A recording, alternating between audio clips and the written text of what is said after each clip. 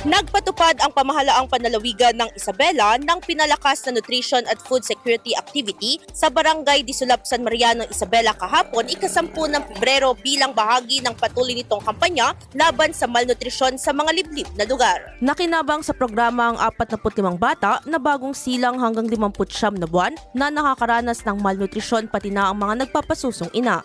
Tumanggap ang mga benepisyaryo ng pasteurized milk, starter chickens, itlog, poultry vitamins at mga punla ng gulay. Ayon sa mga opisyal, layunin ng pamamahagi na matugunan ng agarang pangangailangan sa nutrisyon at mahikayat ang mga pamilya na mag-alaga ng manok at magtanim ng gulay para sa pangmatagalang supply ng masustansyang pagkain at posibleng dagdag kabuhayan. Isinagawa ang aktibidad sa pamamahagi ng pagtutulungan ng Isabela Provincial Health Office, Provincial Social Welfare and Development Office, Provincial Veterinary Office at Office of the Provincial Agriculturist at nakaayon sa Walang Gutom Program ng lalawigan.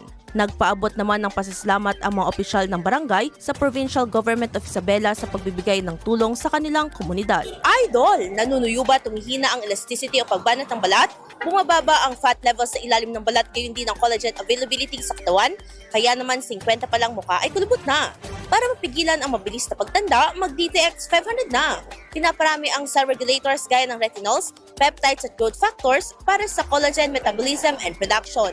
Sa DTX 500, hindi lang balat mo ang magiging makinis kundi ang selula ng iyong buong katawan. Para maging healthy, mag-DTX 500 palagi. Para sa IFM News, ako si Idol Sena Maria Akdang. Idol! IFM News.